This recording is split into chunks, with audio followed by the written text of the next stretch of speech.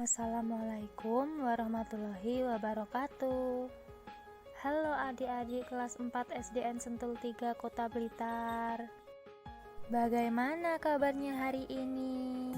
Semoga selalu dalam kondisi yang sehat ya. Perkenalkan, nama saya Lucy Liana Melati dari Universitas Negeri Malang, yang dibantu oleh dosen pembimbing 1 Profesor Dr. Haji Muhammad Zainuddin MPD, dosen pembimbing 2 Dr. Anda Trimurti SPD MPD, serta guru kelas 4 Maratin SPD SD. Tujuan pembelajaran yaitu untuk menarik siswa dalam pembelajaran secara daring pada materi karakteristik ruang dan pemanfaatan sumber daya alam. Kompetensi dasar KD/IPS 3.1 mengidentifikasi karakteristik ruang dan pemanfaatan sumber daya alam untuk kesejahteraan masyarakat dari tingkat kota atau kabupaten sampai tingkat provinsi. KD/IPS 4.1 menyajikan hasil identifikasi karakteristik ruang dan pemanfaatan sumber daya alam untuk kesejahteraan masyarakat dari tingkat kota atau kabupaten sampai tingkat provinsi. Hari ini kita akan belajar tentang karakteristik ruang dan pemanfaatan sumber daya alam.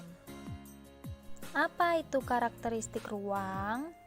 Karakteristik ruang adalah ciri-ciri tempat di permukaan bumi yang digunakan untuk makhluk hidup tinggal, baik daratan maupun perairan. Karakteristik ruang yang pertama ada pegunungan. Apa itu pegunungan? Pegunungan adalah rangkaian beberapa gunung yang berjajar dan memiliki ketinggian antara 500 sampai 600 meter di atas permukaan laut. Pegunungan juga merupakan dataran yang menjulang lebih tinggi dari sekelilingnya. Pegunungan dapat dimanfaatkan sebagai lahan pertanian, perkebunan, kehutanan, pariwisata, dan lain-lain. Penduduk di daerah pegunungan umumnya bekerja sebagai petani, peternak, dan buruh perkebunan. Contoh pegunungan di Indonesia dan pemanfaatannya. Pegunungan Dieng sebagai lahan pertanian kentang. Kawasan Puncak Bogor sebagai perkebunan teh. Pegunungan Bromo sebagai tempat wisata. Dan Pegunungan Jayawijaya sebagai jalur pendakian. Karakteristik ruang yang kedua ada dataran rendah. Apa itu dataran rendah? Dataran rendah adalah suatu hamparan tanah lapang dengan ketinggian relatif rendah, yaitu tidak lebih dari 200 meter di atas permukaan laut. Dataran rendah dimanfaatkan sebagai lahan pertanian, perkebunan, peternakan, perikanan, pemukiman, perdagangan, industri, dan perkantoran. Mata pencaharian penduduk di daerah dataran rendah biasanya adalah petani, pedagang, buruh, pegawai kantor, PNS, dan lainnya. Contoh dataran rendah di Indonesia dan pemanfaatannya. Dataran rendah di Karawang, Jawa Barat sebagai pusat industri. Dataran rendah Jakarta sebagai pusat perkantoran dan perdagangan. Dataran rendah Semarang dimanfaatkan untuk perikanan. Dan dataran rendah Sumatera sebagai perkebunan kelapa sawit. Karakteristik ruang yang ketiga ada dataran tinggi. Apa itu dataran tinggi? Dataran tinggi merupakan daratan yang tingginya lebih dari 700 meter di atas permukaan laut. Dataran tinggi dimanfaatkan sebagai lahan pertanian, perkebunan, peternakan, dan lain-lain. Penduduk di daerah dataran tinggi umumnya bekerja sebagai petani, pemandu wisata, dan lain-lain. Contoh dataran tinggi di Indonesia dan pemanfaatannya. Dataran tinggi Gayo Alas di Aceh sebagai lahan pertanian. Dataran tinggi Temanggung di Jawa Tengah sebagai lahan perkebunan tembakau. dataran tinggi Tengger di Jawa Timur sebagai lahan peternakan, dan dataran tinggi Ijen di Jawa Timur sebagai penghasil belerang. Karakteristik ruang yang keempat ada, ya betul, pantai. Apa itu pantai? Pantai adalah kawasan perbatasan antara daratan dengan lautan. Pantai dimanfaatkan sebagai tempat wisata, perdagangan, olahraga, industri, dan lain-lain. Mata pencaharian penduduk di daerah pantai biasanya sebagai nelayan, pedagang, pemandu wisata, petani garam, dan lain-lain.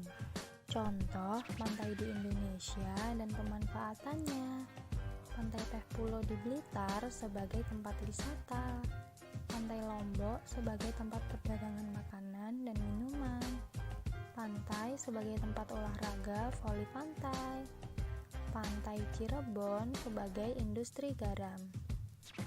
Karakteristik ruang yang kelima ada laut. Apa itu laut? Laut adalah kumpulan air asin dalam jumlah yang banyak dan luas yang menggenangi dan membagi daratan.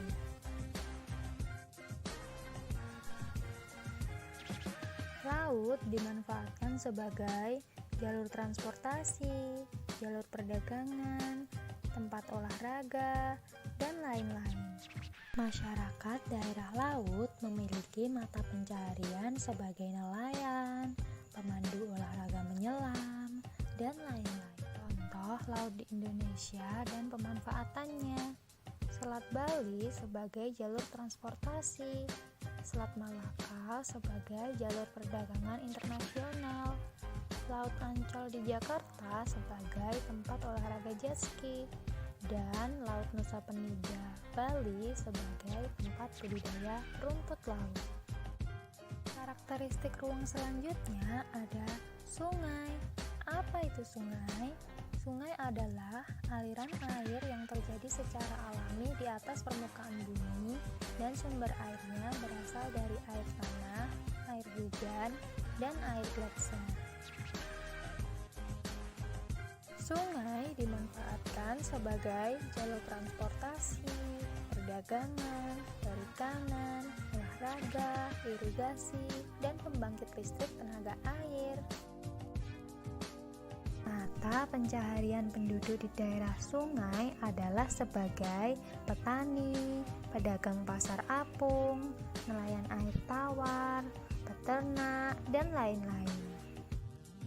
Contoh sungai di Indonesia dan pemanfaatannya: Sungai Mahakam Kalimantan Timur sebagai jalur transportasi, Sungai Barito Kalimantan Selatan sebagai perdagangan, Sungai Elo di Magelang Jawa Tengah sebagai tempat olahraga arung jeram, dan sungai sebagai tempat budidaya ikan patin. Karakteristik ruang selanjutnya ada danau.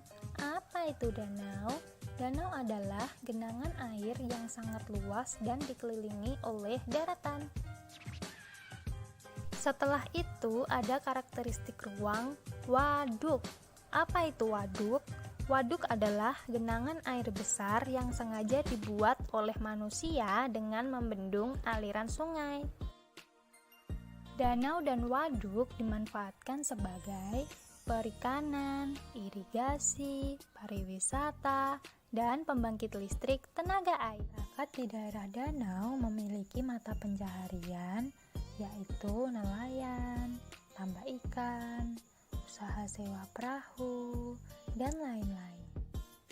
Masyarakat di daerah waduk memiliki mata pencaharian sebagai petani, pedagang, nelayan, dan lain-lain.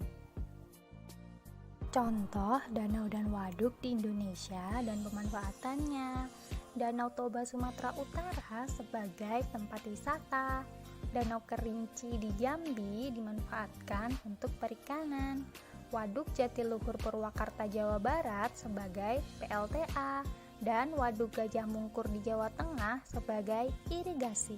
Karakteristik ruang yang ada di lingkungan sekitar kita memiliki sumber daya alam yang sangat melimpah. sumber daya alam tersebut merupakan anugerah dari Tuhan untuk memenuhi kebutuhan makhluk hidup. Apa itu sumber daya alam? Sumber daya alam adalah segala sesuatu dari alam yang dapat digunakan untuk memenuhi kebutuhan manusia.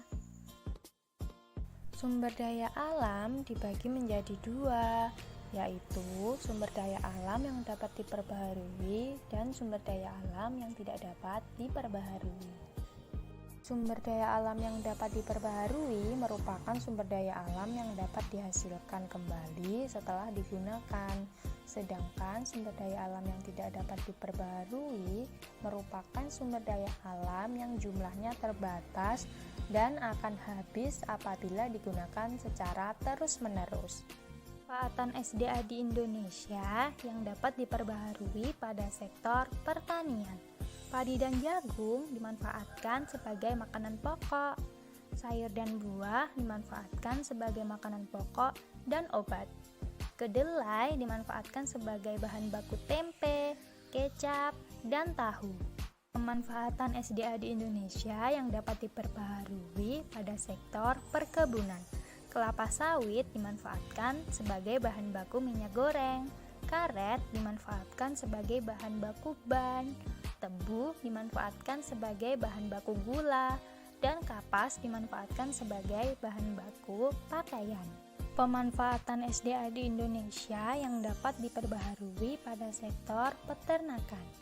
Sapi, kambing, ayam dapat dimanfaatkan sebagai makanan pokok dan sumber protein.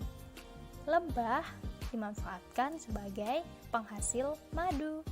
Pemanfaatan SDA di Indonesia yang dapat diperbaharui pada sektor kehutanan.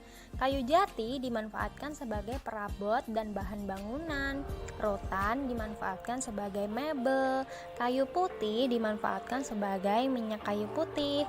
Dan kayu ulin dimanfaatkan sebagai pembuatan kapal. SDA yang dapat diperbaharui di Indonesia pada sektor perikanan.